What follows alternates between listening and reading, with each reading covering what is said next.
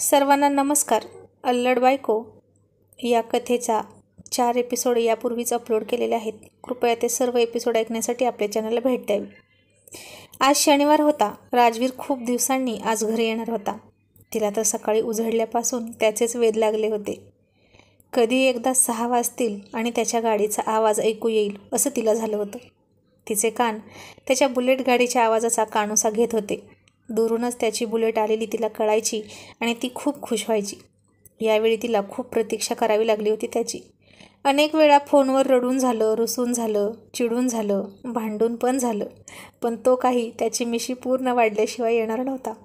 आणि तिला वाटलं उगाच त्यांना मी मिशी काढ म्हणाले. मग गुरुवारी त्यानं रात्री तिला फोन केला होता. ती चिडली होती आला नाही म्हणून. दिवस तर कसाबसा जायचा, पण रात्र जाता जात नव्हती. त्याच्या आठवणीनं झुरायची आणि तिला जास्तच त्रास व्हायचा. मग तिनं चांगल्या 5-6 वेळा रिंग वाजू दिल्या. मगच फोन घेतला आणि गप्प बसली. काहीच बोलेना. नुसता फोन कानाला लावला आणि ऐकत होती. तो म्हणाला, हॅलो हॅलो सुमती, अगं ऐकतेस ना? पण ती अजिबात बोलत नव्हती. मग त्यानं चिडून फोन कट केला.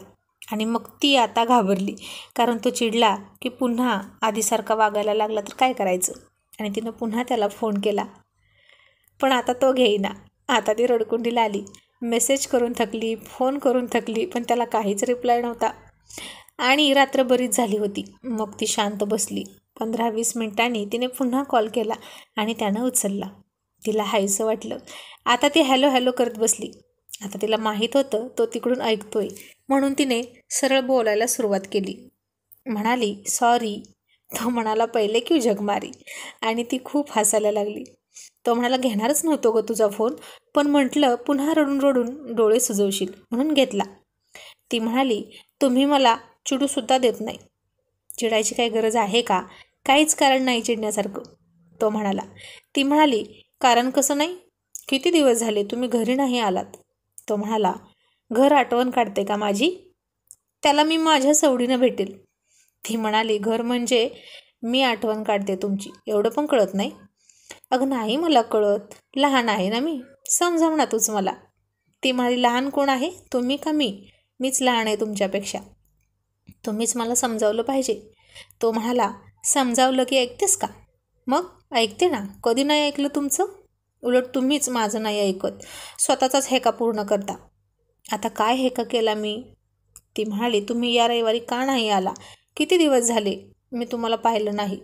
तो म्हणाला, मलाही तुझी आठवण येते गं, पण मी तुला सांगितलं ना, तुझ्या नादात ते मिशीचं प्रकरण करून बसलो. आता घरच्यांना तोंड दाखवायची लाज वाटली. ती म्हणाली, अजून नाही आली मिशी? तो म्हणाला, नाही, मला हवी तशी आली नाही अजून आधीसारखी, त्यामुळे आता या रविवारी शनिवारीसुद्धा जमणार नाही यायला. ती त्याला नाराज होऊन म्हणाली, त्या दिवशीसारखं चोरून चोरून तरी या ना भेटायला. तो म्हणाला, अजिबात नाही, मागच्या वेळी मला खूप लपतछपत यावं लागलं. माझ्याच घरात मला चोर म्हणतील. आणि तुला मी तुझा अभिषेक बच्चन वाटत नाही ना, तोपर्यंत मी अजिबात येणार नाही. आणि ती पुन्हा हळवी होऊन रडायला लागली. तुम्हाला राग येतो का मला अभिषेक आवडतो म्हणून? हो, मग येणारच तर. कोणत्या नवऱ्याला आवडेल आपली बायको त्याला सोडून दुसऱ्यावर प्रेम करते ते पाहून? ती म्हणाली, मी प्रेम नाही करत त्याच्यावर, फक्त आवडतो तो. आणि तो फार हसायला लागला आणि म्हणाला, तुझ्यासारख्या अशा कितीतरी जणींना तो आवडतो. त्याने कोणाकोणाकडे लक्ष द्यायचं? त्याची एक ऐश्वर्या आहे की, आणि आमची ऐश्वर्या बघा, तिलासुद्धा तोच आवडतो. आमच्या नशिबात काहीच नाही.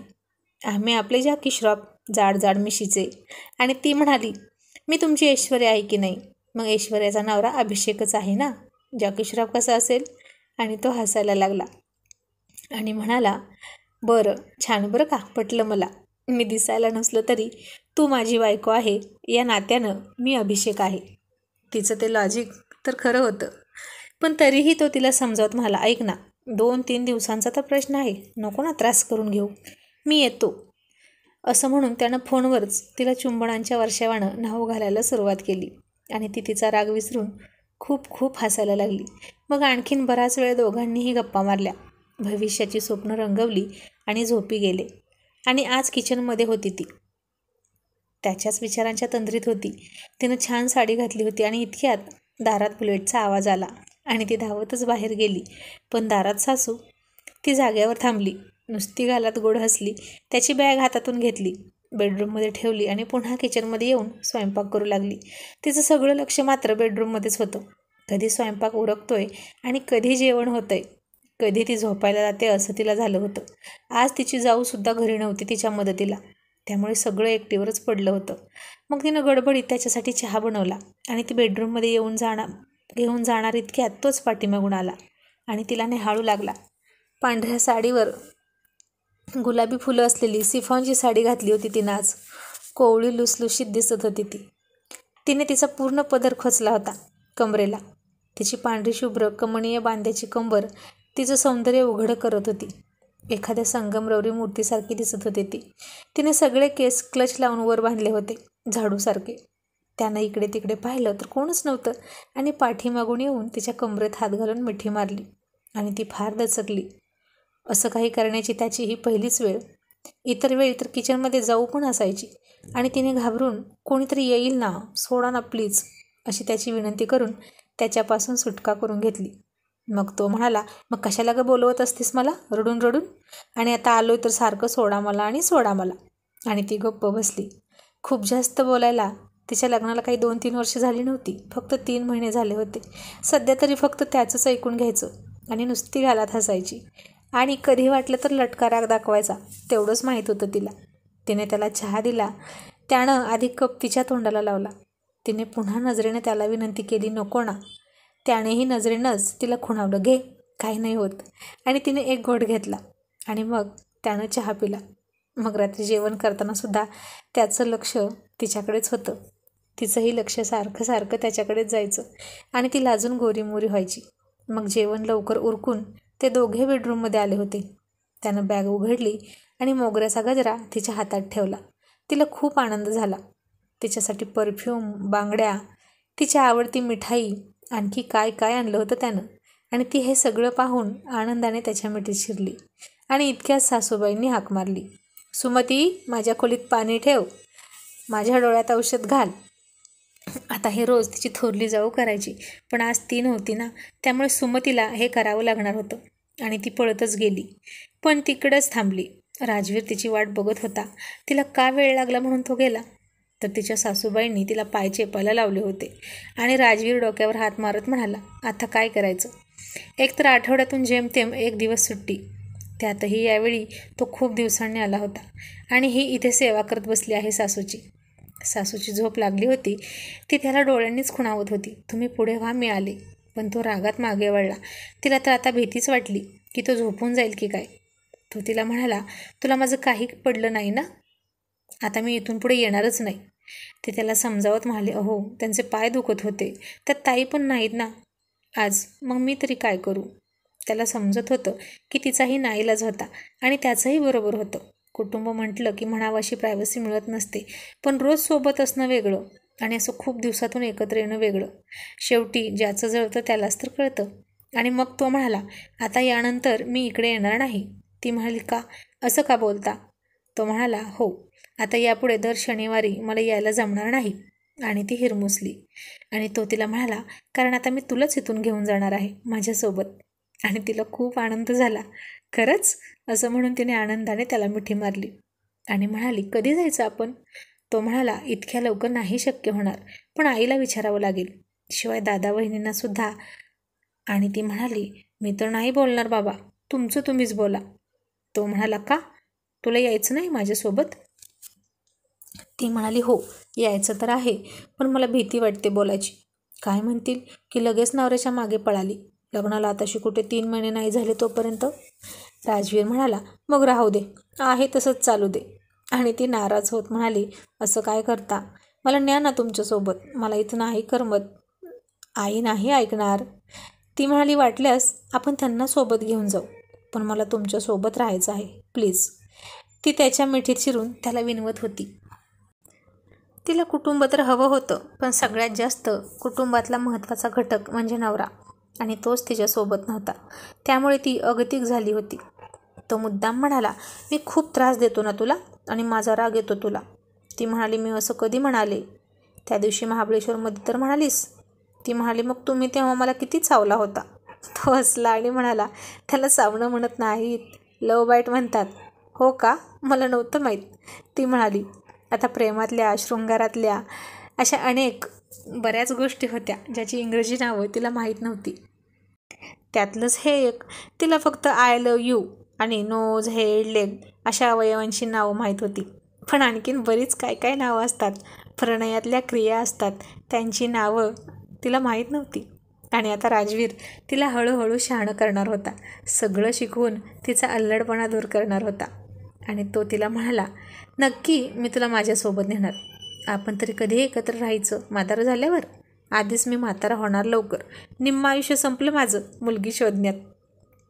आणि आता असा फर्स्ट क्लास पीस काढला आहे तर हा दुरावा कशासाठी? असं म्हणून त्याने तिला जवळ ओढून हळूच किस केला आणि तीही त्याच्या मिठीत सामावून गेली. मग त्यानं सकाळी नाश्ता करताना प्रस्ताव मांडला, मला आता दरवेळी येणं शक्य होत नाही. याआधीसुद्धा तो महिन्यातून घरी यायचा, पण आता दर आठवड्याला एवढा प्रवास करून येणं त्याला त्रासदायक व्हायचं आणि येणं तर गरजेचं होतं. तो म्हणाला, मी सुमतीला माझ्यासोबत घेऊन जाईन म्हणतो.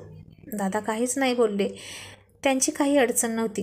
पण आई मात्र म्हणाली, घर फुटेल अशानं. चुली वेगवेगळ्या झाल्या की संसार वेगवेगळे होतात, मनंसुद्धा वेगवेगळी होतात. राजवीर म्हणाला, आई अगं मनं वेगवेगळी होण्याचा प्रश्न येतोच कुठे? नोकरीनिमित्त दूर राहावं तर लागणारच आहे कोणाला तरी. आणि दगदगसुद्धा फार होते. माझी बदली इकडे होत नाही. तुम्ही सगळे तिकडे येऊ शकत नाही कारण दादाची नोकरी इथेच आहे. मग मी माझ्या बायकोला सोबत घेऊन जाऊ शकत नाही का? आई म्हणाली, याआधी नाही तुला असं वाटलं? बायकोच तेवढी प्रिय आहे का? आणि झालं. आई अडाणी होती. तिला या दोघांमधली ओढ कधीच समजणार नव्हती. कारण त्यांच्या काळात त्या गोष्टीला, नवरा बायकोच्या प्रेमाला जास्त महत्त्व देतच नव्हते. 4 चौघात नवरा बायको साधं बोलतसुद्धा नव्हते. बायकोला मान सन्मान देणं तर दूरची गोष्ट आणि तिचे लाड करणे तर त्याहून दूरची गोष्ट. आई म्हणाली, आमच्या वेळी सासवा कुलपाच्या आत चहा पावडर साखर लपवून ठेवायच्या. मी तसं तर करत नाही सुनेला, म्हणून तू तिला घेऊन चाललास. आईनं तिच्या बुद्धीप्रमाणे तिचा गैरसमज करून घेतला. निर्णय तर दिलाच नाही, पण घरातलं वातावरण तंग झालं. शेवटी आई रुचली. तिने होकार दिला नाही आणि राजवीर चिडून रविवारी संध्याकाळीच निघून गेला. सुमतीचा सुद्धा हिरमोड झाला आणि रागात गाडी चालवताना राजवीरचा ॲक्सिडेंट झाला. सुमती खूप रडायला लागली. सगळेजण चिंतेत पडले. नशीब बलवत्तर म्हणून तो वाचला. फक्त थोडंफार फ्रॅक्चर झालं हाताला पायाला. आता त्याला पुन्हा घरी आणला. सुमती त्याची काळजी घेत होती. पहिल्यांदाच ते इतके दिवस आणि इतका वेळ एकमेकांसोबत राहत होते. जवळपास 15-20 दिवस होत आले. आता त्याची तब्येत सुधारली होती. तो बरा झाला. त्याची सुट्टी संपली आणि आता त्याला पुन्हा कामावर हजर राहायचं होतं. ती त्याची बॅग पॅक करत होती. अंतःकरण जड झालं होतं त्याला निरोप देताना. लग्नाला 3-3.5 महिने होत आले होते. आता तरी आई म्हणेल की तुझी बायको घेऊन जा, याची तो वाट पाहत होता. पण नाही, आई काहीच बोलली नाही. त्याला आईच्या विरोधात जाऊन तिला न्यायची नव्हती. कौटुंबिक स्वास्थ्य बिघडलं असतं. वडील वारल्यानंतर आईनंच दोघा भावांना काबाड कष्ट करून वाढवलं होतं आणि शिकवलं, नोकरीला लागले. आता तिचं नाही ऐकलं तर या प्रकरणाला वेगळंच वळण लागलं असतं आणि शिवाय फोडणी घालणारे नातेवाईक होतेच. आज नाही उद्या आईचं मन नक्की तयार होईल म्हणून राजवीरनं वाट पाहायचं ठरवलं.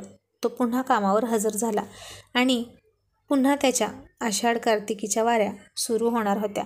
सुमती काहीच बोलत नव्हती. जो काही निर्णय घ्यायचा तो राजवीर घेणार होता. आता तो 8 दिवस झाले तरी आला नाही. रुसून बसला. तिची जाऊ धीर सासूला समजावत होते, पण तीही फार हट्टी होती. राजवीर तिच्या पुढे जात नव्हता. सासूचं आणखी एक मत होतं. सुमतीचा स्वभाव हा असा अल्लड, वेगळा संसार थाटणं तिला जमेल का? ती लहान आहे असं वाटत होतं त्यांना. आता 15 दिवस झाले तरी राजवीर घरी नाही आला. शेवटी तोही हट्टी, आईचा हट्टी मुलगा. शेंडेफळ लाडका आणि हट्टी. सुमती त्याची वाट बघत बसायची. शनिवार आला की रविवारीसुद्धा तशीच चातकासारखी वाट पाहायची. दारासमोरून दुसऱ्या कोणाची बुलेट गेले तरी बाहेर यायची. तिची सासू हे सगळं पाहायची, पण भावना शून्य असल्यासारखं वागायची. जेव्हा 2 हृदय एकमेकांवर जडतात आणि दोघेही लांब असतात तेव्हा त्यांची काय अवस्था होते हे या लोकांना बहुतेक कळतच नव्हतं. त्या कळूनही मुद्दाम डोळे मिटून घेतात काय माहीत. यांनी कधी एकमेकांवर प्रेम केलं आहे की नाही कुणास ठाऊक. इतका टोकाचा विचार करण्याइतकी सुमती अजून मॅच्युअर नव्हती. ती रडायची, झुरायची. तिचा धीर जाऊ हे पाहायचे. आणि आता अशातच एके दिवशी तिचा धीर आला आणि म्हणाला, आई, माझी ट्रान्सफर झाली आहे आणि मला दुसऱ्या शहरात पुढच्या आठवड्यात हजर व्हायचं आहे. आता त्यालाही 2 मुले होती, त्याचीही बायको होती. मग तो हजर झाला. 1-2 आठवडे त्यानेही तिकडे कसेबसे काढले आणि घरी फक्त 2 सुना, ही सासू आणि त्यांची 2 लहान मुलं. मग एके दिवशी आईच आजारी पडली. आता काय करायचं? कोणीही पुरुष माणूस घरात नाही. तिला खूप त्रास होत होता. आणि आता या 2 बायका काय करणार होत्या? गाडी नाही आणि असली तरी चालवायची माहीत नाही. मग कसंबसं शेजारच्या माणसाच्या हातापाया पडून त्यांना दवाखान्यात नेलं. आणि एके रविवारी धीर आला आणि म्हणाला, आता तिकडे एक फ्लॅट भाड्यानं घेतला आहे मी. आई, मला आता एकट्याने राहणं शक्य नाही. माझी मुलं शिक्षण घेत आहेत, त्यांना चांगल्या शाळेत तिथं ॲडमिशन घेणार आहे मी. आणि मला आता माझ्या बायकोच्या हातच्या जेवणाची सवय झाली आहे. त्यामुळे मी माझी फॅमिली घेऊन निघालो. राजवीरला सांग आणि त्याची बायको घेऊन जा म्हणावं. आणि तू तुझं काय करायचं ते ठरव. माझ्याबरोबर चल किंवा राजवीरसोबत जा. आणि माझी तर अशीच इच्छा आहे की तो माझ्यासोबत यावं. त्या दोघांचा नवीन नवीन संसार आहे. आणि आई तरीही म्हणालीच, नवीन आहे म्हणूनच काळजी आहे. मी राजवीरकडेच जाते. आणि आता आई एका पायावर तयार झाली होती. कुटुंब विभक्त होतंय असं नव्हतं वाटत तिला. धीर म्हणाला, आई, मी राजवीरला कॉल केला होता. त्याला अजून रूम मिळालेली नाही. त्यामुळे काही दिवस सुमती आणि तू इथेच राहावं लागेल. आणि तू वारंवार आजारी पडतेस. तुला हॉस्पिटलमध्ये न्यावं लागतं. तू पुन्हा आजारी पडलीस तर सुमती काय करणार आहे एकटी? आणि आई आता पलटी मारत म्हणाली, हो का? मग त्यापेक्षा मी तुझ्यासोबतच येते. राजवीरला सांग त्याची बायको घेऊन जा म्हणावं. आणि हे ऐकून सुमतीला खूप आनंद झाला. कोणाचीही मन न दुखवता थोडा संयम ठेवला आणि आपोआप त्यांच्या मनासारखं झालं होतं. साहित्याची बांधणी चालली होती आणि राजवीरही आला होता. मोठा भाऊ त्याची फॅमिली आणि आईला घेऊन गेला. आणि राजवीरसुद्धा सुमतीला घेऊन त्याच्या घरात आला. त्याने सुद्धा एक 1 BHK फ्लॅट घेतला होता भाड्याने. गेल्या गेल्या सुमती कंबर कसून कामाला लागली. तिला तर काय करू आणि काय नको असं झालं होतं. सगळं साहित्य जिथल्या तिथं लावलं. लख्ख घर स्वच्छ केलं. फरशी आरशासारखी स्वच्छ पुसून काढली. आता राजा राणीचा संसार सुरू होणार होता. आणि सगळ्यात महत्त्वाचं म्हणजे ते दोघं आता एकत्र राहणार होते सोबत. ही भावनाच त्या दोघांनाही खूप खूप आवडायला लागली होती की आता ते दोघंच असतील. दुसरी माणसं कुटुंबातली आवडत नव्हती हा विषय नाही. पण आयुष्याच्या या स्टेजला नवीन लग्न झाल्यावर जो एकांत, जी प्रायव्हसी हवी असते ना, ती त्यांना आत्ता मिळाली होती. आणि संध्याकाळी ती स्वच्छता करून थकली होती. राजवीर बाहेर गेला आणि जेवणाचं पार्सल घेऊन आला. जेवण करून थोकून दोघेही झोपून गेले. आणि सकाळी राजवीरला जाग आली तर सुमती धुतलेले केस पाठीमागे सोडून किचनमध्ये काम करत होती.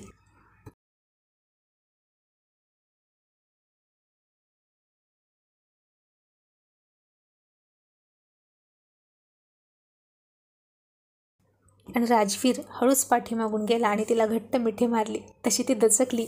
येईल ना कोणीतरी, सोडा ना मला. असं काय करता? ती पुन्हा त्याला विनवून म्हणायला लागली. तो खूप हसला आणि म्हणाला, वेडाबाई, अगं तू विसरलीस का? आता आपण दोघेच आहोत इथे. आता कोणीही आपल्याला पाहायला नाही इथे. आणि हा एक दरवाजा लावला की झालं काम. आणि ती म्हणाली, खिडकीतून कोणी पाहिलं तर? तो पुन्हा एकदा हसला. तिचं ते बालिश प्रश्न, अल्लडपणा त्याला खूप खूप आवडायचा. तो तिला म्हणाला, आपण कुठे राहतोय बघ. असं म्हणून त्यानं खिडकी उघडून तिला दाखवलं तर एका मोठ्या बिल्डिंगमध्ये 4थ्या मजल्यावर राहत होते ते. आणि तो तिला म्हणाला, आता इथे इतक्यावर आपल्याला कोण बघायला येणार आहे सांग बरं?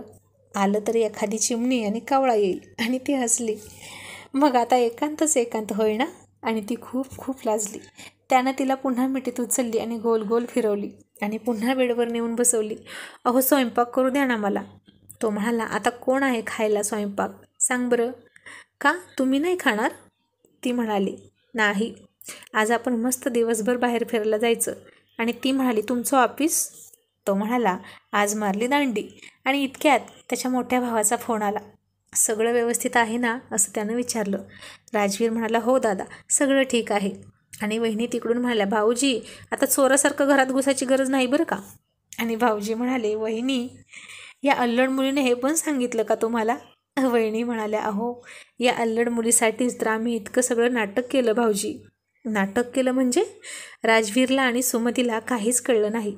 मग दादा सांगू लागला, अरे आई सुमतीला तुझ्यासोबत पाठवायला तयार नव्हती आणि तू काय तिला घेऊन जात नव्हता आईच्या मर्जीशिवाय. आम्ही दोघंही आईला खूप समजावून दमलो, पण आई आमचंही ऐकत नव्हती. आता आईला तर दुखवायचं नाही आणि तुझ्या मनासारखं तर झालं पाहिजे. सुमतीची घुसमट आम्हाला समजायची आणि तू हट्टी तिकडे रुसून बसला. तरीही आईवर फरक पडत नव्हता. त्या बिचाऱ्याने काय करायचं होतं?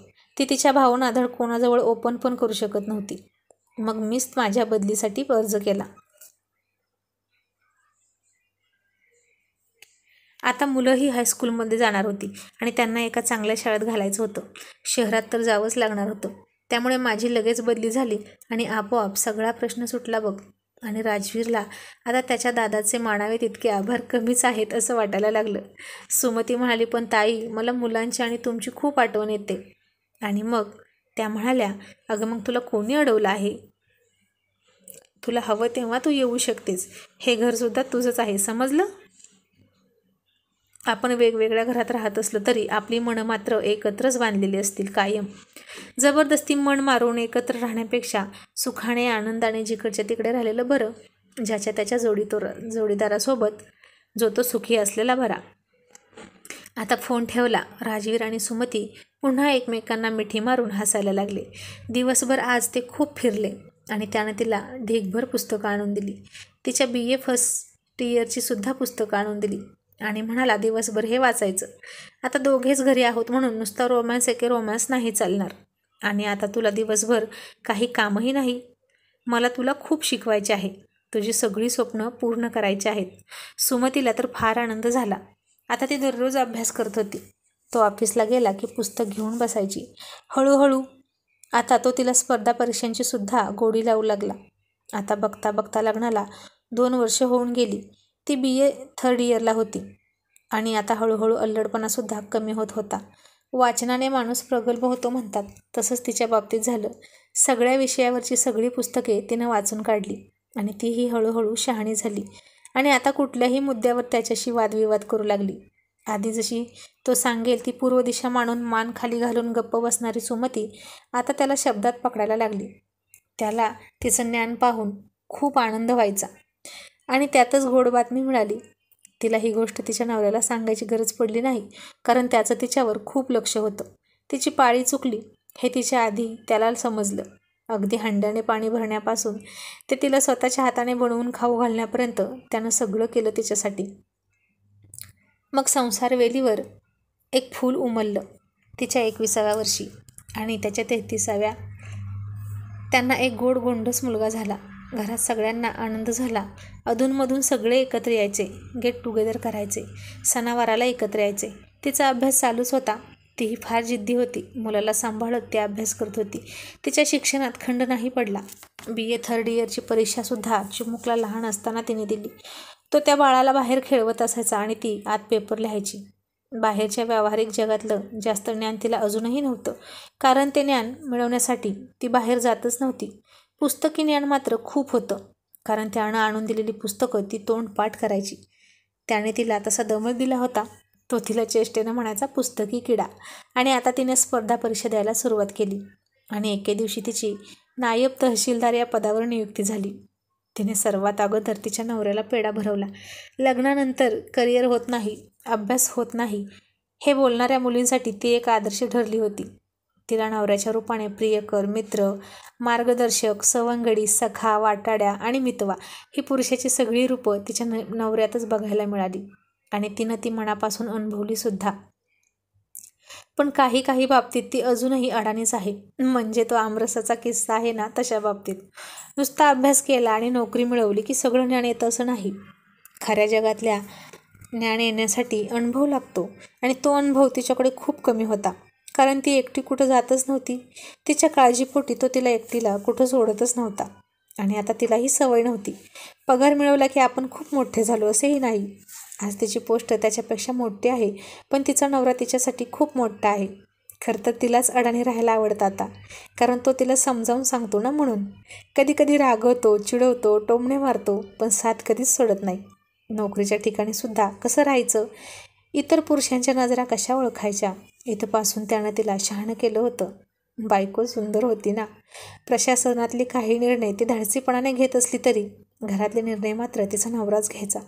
नोकरीच्या ठिकाणी एकटी वावरणारी ती बाजारात मात्र भाज्यांच्या पिशव्या घेऊन त्याचा हात हातात धरून चालायची. त्यात तिला कसलाच कमीपणा वाटायचा नाही, कारण आता तिला त्याचा छंद लागला होता.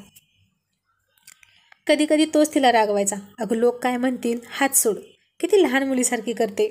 पण ही अल्लड मुलगी, त्याची अल्लड बायको आयुष्यभर अशीच अल्लड राहणार होती, कारण हा तिचा मूळचा स्वभाव होता आणि स्वभाव आयुष्यभर जात नाही. आणि आता दुसराही मुलगा झाला. त्यांचं चौकोनी कुटुंब तयार झालं. दोघा राजा-राणीचा संसार सुखाने सुरू झाला. आणि तिची अजून एक इच्छा आहे, जी ती वारंवार त्याला बोलून दाखवते. मुद्दाम म्हणते, तुम्ही म्हातारं व्हायच्या अगोदर मला पुन्हा एकदा महाबळेश्वरला घेऊन चला ना. 4 व्हीलर गाडी असूनही तिने न जाता 2 व्हीलरने जायचं, असा तिचा हट्ट. पण अजून तरी मुहूर्त लागला नाही. मुलं, नोकरी, जबाबदाऱ्या यामुळे. पण ती मात्र अजूनही उतावीळ आणि व्याकुळ होऊन महाबळेश्वरला जायची वाट बघत असते, चातकासारखी.